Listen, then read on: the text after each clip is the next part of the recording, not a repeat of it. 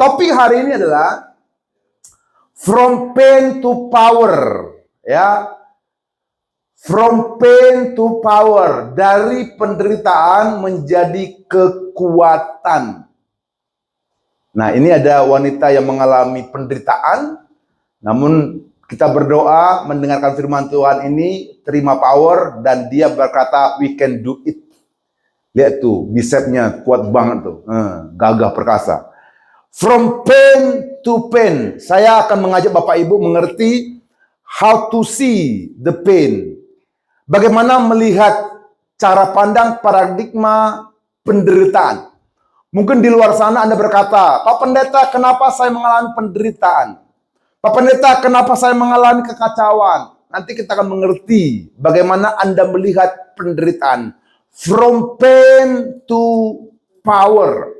Bapak Ibu, ada seorang ilmuwan yang bernama Einstein mengatakan bahwa masa depan kedokteran adalah frekuensi, versi dia. Dan dia berkata, alat penyembuhan yang paling ampuh di planet ini adalah suaramu sendiri. Jadi ketika kamu mengucapkan sepatah kata kepada tubuhmu, itu akan berdampak kepada tubuhmu. Dan ketika kata-kata itu berosilasi dan mengkristalkan air dalam tubuhmu yang notabene, peneliti mengatakan minimal 90% dalam tubuh kita ini ada air.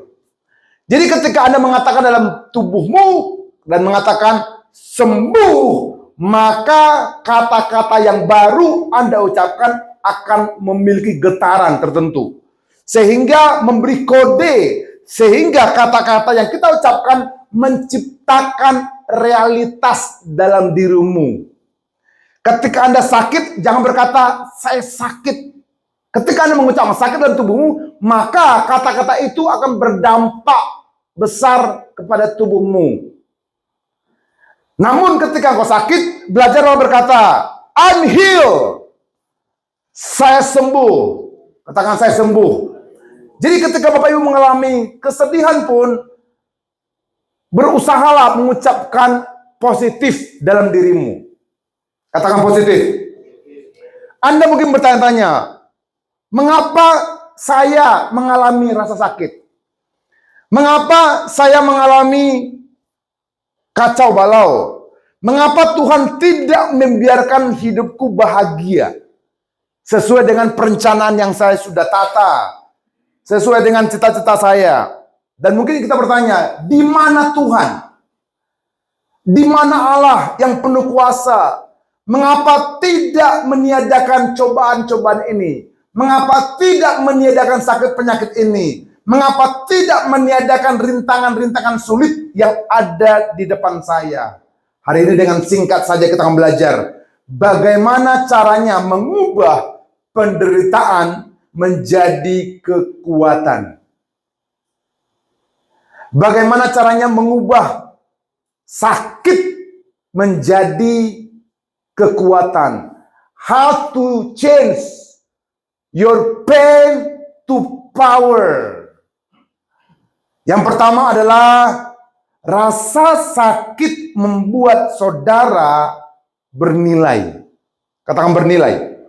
Nah, buka kacamatamu, buka paradigmamu, saya berdoa. Ketika Anda mungkin sedang mengalami sakit penyakit, tapi hari ini dengan kacamata firman, kita melihat sakit ataupun penderitaan yang Bapak Ibu alami, ternyata akan mengubah menjadi berharga. Katakan berharga. Kalau kita mungkin berkata seperti ini, Pak Pendeta, saya kenapa mengalami penderitaan? Kalau dunia berkata, jangan-jangan engkau kena kutuk. Jangan-jangan engkau kena santet. Jangan-jangan. Namun hari ini dengan paradigma baru kita belajar. Ketika ada rasa derita yang kita alami, rasa sakit, mungkin secara emosi, secara fisik, apapun bentuknya, tidak ada yang namanya kebetulan. Sekali lagi, ketika Anda mengalami derita, mengalami sakit baik emosi maupun fisik, tidak ada yang namanya kecelakaan. Semua itu seizin Tuhan. Semua itu sepengetahuan Tuhan. Dan percayalah, Dia sanggup mengubah. Dia sanggup menopang kita melewati masa-masa yang sukar. Pak, Bu, kita buka Yakobus 1, 2, 4. Yakobus 1, 2, sampai 4. Iman dan hikmat. Saudara-saudaraku, nah perhatikan, anggaplah sebagai suatu kebahagiaan apabila kamu jatuh dalam berbagai-bagai pencobaan. Sebab kamu tahu bahwa ujian terhadap imanmu itu menghasilkan ketekunan. Ayat 4. Dan biarlah ketekunan itu memperoleh buah yang matang, supaya kamu menjadi sempurna dan utuh. Kacamata Tuhan berkata, saudara-saudaraku, anggaplah suatu kebahagiaan. Jadi, kacamata Tuhan berkata, kalau kau sakit dan derita, punya pikiran, anggaplah itu kebahagiaan. Ketika kamu jatuh dalam pencobaan, jatuh loh. Bukan hanya akan jatuh. Ketika kamu jatuh dalam pencobaan. Ayat 3, sebab kamu tahu, ujian terhadap imanmu itu menghasilkan ketekunan. Dan hasilnya apa? Biarkanlah ketekunan itu memperoleh buah. Buah berbicara proses. Gak mungkin tanaman langsung berbuah. Tanaman bisa berbuah harus melewati proses. Hujan, petir, angin, panas, terik, dingin. Dengan waktu yang tertentu baru peroleh buah yang matang. Supaya kamu menjadi sempurna, berharga, dan utuh. Dan tak kekurangan suatu apapun. Yang mengerti kata amin. Kita coba ilustrasi seperti pematung. Pematung ini memahat batu menjadi berharga. Anda lihat gambar sebelah sini. Itu batu mungkin tidak ada harganya. No value. No price. Mungkin dibuang di pinggir-pinggir jalan. Tidak ada harganya. Jangan-jangan Anda injak. Tidak ada harganya. Namun ketika di tangan pemahat, ini take time. Ini perlu waktu dengan kesabaran. Dengan pahatnya. Dengan hammernya. Timing, dengan keringatnya. Bapak Ibu yang dikasih Tuhan, dengan teliti dan tekun, waktu yang tidak pendek, pematung bekerja pada batu kasar. Setiap pukulan pahat mungkin terasa seperti kehancuran. Terasa sakit, tapi pada kenyataannya ini menyingkapkan di balik batu yang kasar, di balik benda yang amburadul, menyingkapkan mahakarya. Mahakarya yang bernilai di dalamnya. Dan kalau tidak ada pahatan itu, maka Anda tetap batu yang tidak berharga. Pak, Bu, Tuhan berkata kepada saudara, kalau engkau sedang dipahat, sebenarnya Tuhan sedang membuang benda-benda yang tidak berharga. Contoh kesombongan. Entah kenapa sombong itu menghancurkan. Kalau kita tetap pegang kesombongan, Anda tidak akan berharga. Sebab itu diberi izinlah untuk clash. Diberi izinlah untuk berbenturan. Biar apa? Biar dia ngerti, yang sombong akan rontok loh. Sama dengan keluarga. Kalau sombong sama sombong kan pecah. Bagaimana caranya? Harus dikikis. Dipahat dengan palu, dengan pahat, sedemikian rupa dibentuk. Iri hati, itu juga harus dikikis. Sehingga ujungnya akan bernilai. Tanpa pahatan keindahan, tetap terkunci dalam kehidupan. Rasa sakit yang kita alami itulah pembentukan karakter kita. Ketika Anda dan saya dibentuk, maka akan mempertajam visi, akan memperkuat tekadmu. Bahkan dari sakit yang Anda alami, Anda akan berharga di mata Tuhan. Ada amin? Pernah dengar istilah besi menajamkan besi? Artinya ketika besi menajamkan besi untuk lebih tajam. Pisau itu mesti diasah. Ada satu bagian yang harus dibuang. Anda dan saya diasah. Ketika saya benturan dengan saudara, mestinya Anda bersyukur. Kenapa? Lebih tajam. Kalau kita diam-diam saja tidak ada teguran, tumpul semua. It's okay lah. Terlalu toleransi. It's okay. Negara yang terlalu toleransi tidak punya leader yang kokoh. Kalau ingin negara kokoh, mesti ada teguran tajam. Keluarga yang solid ketika ada teguran tajam. Alkitab mengajarkan, ajar anakmu berulang-ulang. Biar dia mengerti firman. Tegurlah mereka dengan 4 mata, biar lebih tajam. Kalau dibiarkan, maka dia nggak ngerti dia salah. Dia akan mengacaukan dunia. Akan menjadi racun bagi dunia. Saudara dan saya sedang diproses. Saudara saya sedang dibersihkan. Saudara dan saya sedang dipahat lebih tajam. Jadi persoalan yang Anda alami, sebenarnya Tuhan izinkan untuk membentuk karakter kita. Ada amin? Tepuk tangan bagi Tuhan Yesus. Haleluya! Yang kedua, bagaimana mengubah sakit penderitaan menjadi kekuatan. From pain to power. Yang kedua, jangan menyerah. Wow. Jangan menyerah. Tuhan tidak menyerah terhadap Anda. Saya baca 2 Korintus 1, 8-9. Paulus mengalami penderitaan. Sebab kami mau, saudara-saudara, supaya kamu tahu akan penderitaan yang kami alami di Asia Kecil.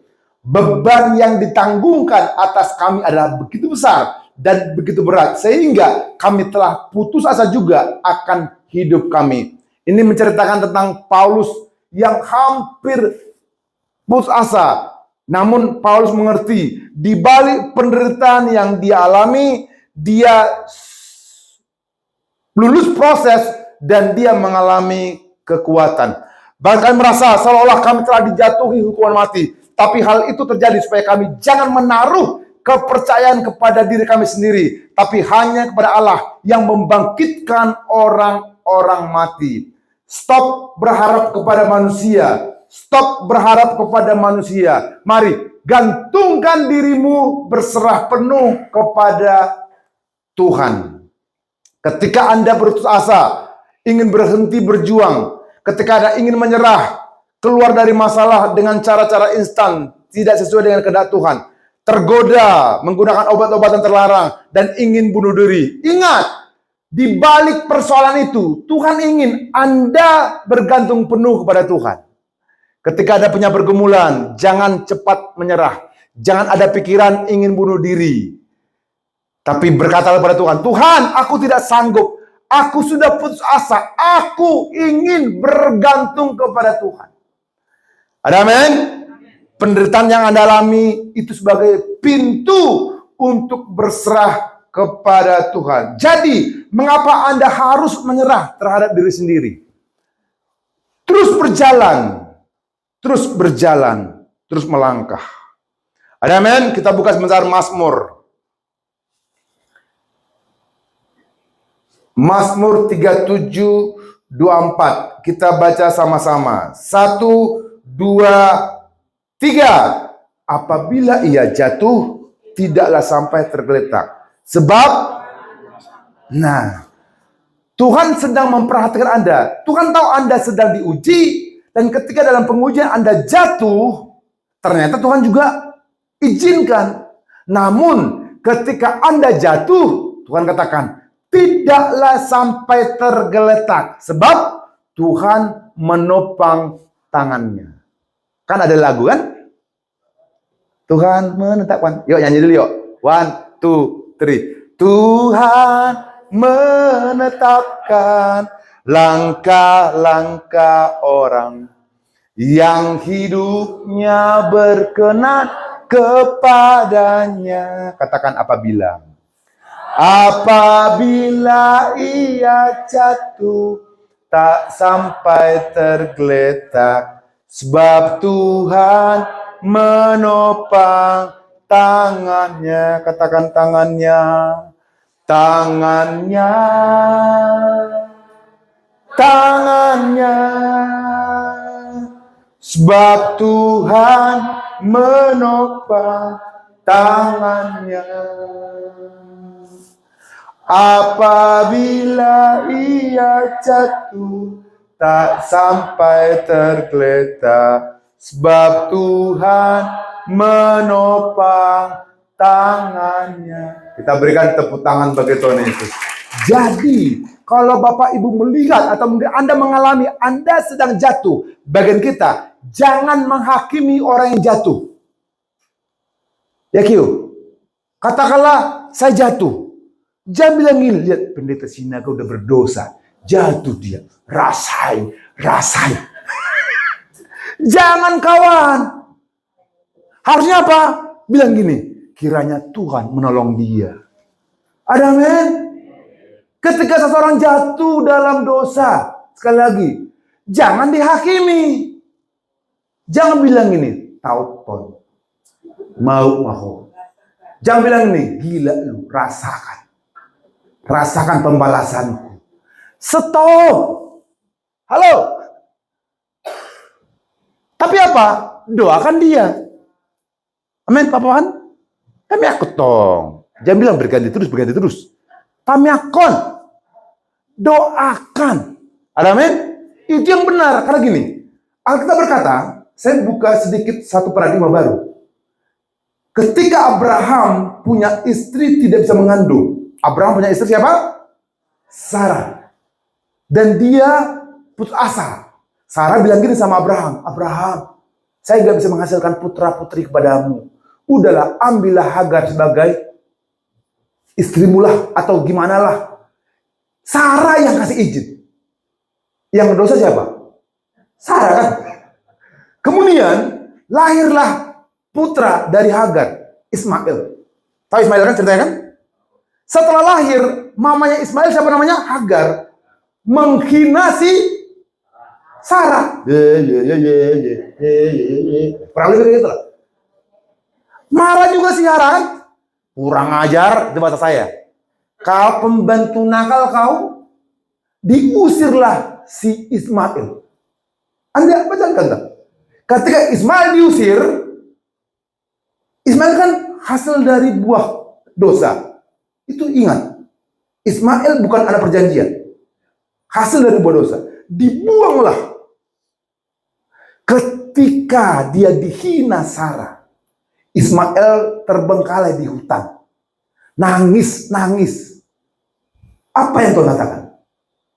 Ismail, aku mendengar tangisanmu. Tuhan bela Ismail. Karena apa? Sarah mengusir dia. Ismail berkata, terima kasih. Ketika Tuhan melihat tangisan Ismail dapat janji dari Tuhan. Ismail, engkau akan menjadi negara yang besar. Sampai sekarang. Jadi kalau saudaramu, temanmu, sahabatmu berbuat dosa, jangan engkau bersyukur. Syukurin. Stop. Ketika temanmu berbuat dosa, berkata seperti ini, Tuhan, tolong dia, ampuni dosa dia, angkat dia, bangkitkan kembali. Lihat, ketika engkau berkata bangkitkan dia, engkau terima promosi dari Tuhan. Tepuk tangan bagi Tuhan Yesus. Haleluya! Ada amin? Ternyata seluruh jatuh dan menjatuhkan itu semua dalam kendali Tuhan. Tidak ada satupun yang tidak di luar nalar Tuhan. Semua Tuhan perhatikan. Saya juga pernah jatuh. Anda pernah jatuh. Bagian kita saling mendoakan. Ada amin? Yang ketiga yang terakhir. Bagaimana mengubah penderitaan menjadi kekuatan.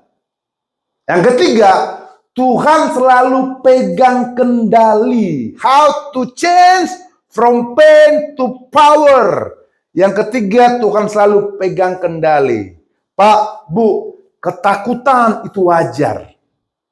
Bapak, Ibu, kekhawatiran, kebimbangan itu wajar. Dan respon alamiah yang kita alami.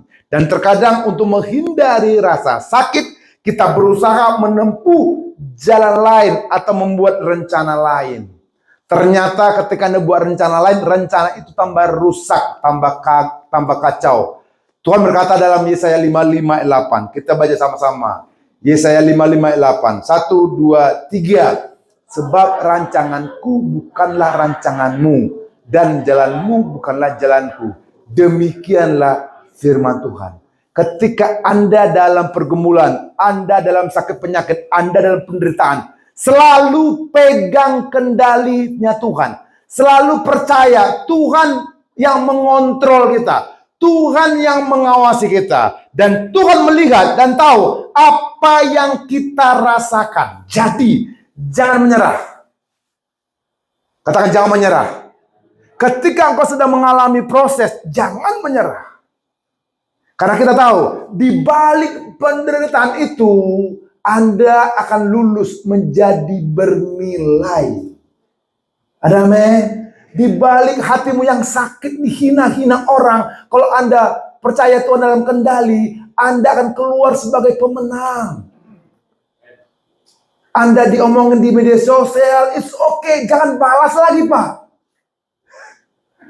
Anda dikata-katain di Instagram, jangan balas lagi, nanti perang medsos kita. Amin. Be still. Saya pernah ingat lagu ini. Be still and know that I am God. Be still and know that I am God. Artinya gini, tenanglah, aku ini Tuhan. Kita diam saja dan izinkan Tuhan yang bekerja. Amin. Rencanaku bukanlah rencanamu, jalanmu bukanlah jalanku. Demikian firman Tuhan. Yeremia 29 ayat 11. Sebab aku ini mengetahui rancangan-rancangan apa yang ada padaku mengenai kamu. Demikianlah firman Tuhan. Yaitu rancangan damai sejahtera dan bukan rancangan kecelakaan. Untuk memberikan kepadamu hari yang penuh harapan. Anda ingat Yusuf? Yusuf mengalami penderitaan. Padahal dia orang Yahudi, berdarah Yahudi. Yusuf dibuang ke sumur. Menderita kan? Gak bisa makan, gak bisa minum. Baju yang bagus dirobek sama kokohnya. Saudaranya. Sakit hati kan? Dia mikir, koko saya kok kejam banget ya. Kemudian dijual jadi budak. Padahal dia Yahudi loh. Darah Yahudi. Dijual jadi budaknya Mesir. Diambil sama Potifar. Jadi budak. Diisukan berbuat dosa. Menderita lagi di penjara. Kalau dia pikiran sempit, dia akan hina Tuhan. Ah, Tuhan tidak ada. Saya sudah menjadi anak perjanjian, kok saya di penjara? Namun mulutnya tidak pernah menghina Tuhan. Hari ini saya mengajak Bapak Ibu, ketika Bapak sedang mengalami penderitaan, dengarkan saya. Ketika Ibu sedang mengalami sakit penyakit, dengarkan saya. Jangan sampai lidahmu berkata, mana Tuhan? Tapi berkatalah, Tuhan yang mengendalikan. Tuhan yang punya rencana. Bahkan rencananya adalah rencana damai sejahtera. Bukan rancangan kecelakaan. Kesimpulan. Apa yang mencoba menghancurkanmu dapat menjadikan hal yang membangunmu. Tetapi hanya jika kamu membuat keputusan. Jadi kita punya dua paradigma. Tapi semua kita akan mengalami penderitaan. Mau saudara pendeta, nggak pendeta, karyawan, nggak karyawan, kulit putih, kulit hitam. Di dunia ini semua mengalami penderitaan, Pak. Sekali lagi, samanya kita. Tapi yang membedakannya adalah caramu ambil keputusan. Apa yang mencoba menghancurkanmu dapat menjadikan hal yang membangunmu. Semua cara pengambilan keputusan. Keputusan untuk bangkit, keputusan untuk bergerak maju, keputusan untuk merangkul kekuatan yang telah ada dalam dirimu selama ini. Hidup akan selalu menghadirkan tantangan, tapi kekuatan untuk bangkit itu sudah ada dalam dirimu. Bapak Ibu yang kasih Tuhan, rasa sakit tidak pernah dimaksudkan untuk menghancurkanmu, tapi rasa sakit itu untuk membangun dirimu. Saya sudah lama dari kampung ke kota. Saya dihina, tapi saya ujungnya melihat penghinaan itu untuk membuat mental saya kuat. Saya sudah lama di-reject, ditolak. Saya baru ngerti tujuan saya ditolak agar mental emosi saya lebih strong. Saya baru ngerti ketika Raja Wali mentraining anaknya, dia ambil dengan cara yang tajam. Mungkin anak bilang gini, "Mami, you are so dangerous. Mami, kau kejam sekali." Lihat, anaknya, anak Raja Wali ini diangkat ke langit dan dia lepaskan. Mungkin anak bilang gini, "Gila mama saya nih, kok saya dilemparkan?" Tapi ternyata untuk melatih sayap dari anak Raja Wali, memaksa, dipaksa. Dengan demikian rupa, berjalan dari waktu, anak Raja Wali akhirnya bisa berfungsi. Pak, Bu, dalam dirimu ada gift, ada karunia, ada talenta. Jangan-jangan belum diaktifkan. Diaktifkan ada ketika Anda mengalami penderitaan. Sebab itu, berbahagialah Anda mengalami penderitaan. Ini clue. Anda bisa menjadi pemimpin ketika Anda sudah bisa sendiri. Dengarkan saya. Anda bisa jadi leader ketika Anda sudah bisa mandiri sendiri. Nobody contact you, nobody love you, nobody attention you. Lihat, mentalmu akan berkembang, akan grow, akan meningkat, dan utuh, pribadi yang utuh. Jadi ketika Anda punya pribadi yang utuh, Anda nggak perlu pertolongan lain. Anda berkata, Tuhanlah penolongku. Tepuk tangan bagi Tuhan Yesus. Amin. Pilihan ada di tangan Anda. Lebih banyak kemenangan untuk dimenangkan dan lebih banyak kekuatan untuk dilepaskan. Jadi, tantangan yang Anda hadapi bukanlah tanda kekalahan. Itu adalah bukti bahwa Anda sedang dipersiapkan untuk sesuatu yang lebih besar. Semakin dalam penderitaanmu, semakin tinggi kemenanganmu. Amin. Semakin banyak air matamu keluar, semakin sukacita kau dilimpahkan. Tepuk tangan bagi Tuhan Yesus. Rasa sakit tidak pernah dimaksudkan untuk menghancurkanmu. Itu dimaksudkan untuk membangunmu. Pilihan ada di tanganmu. Amin.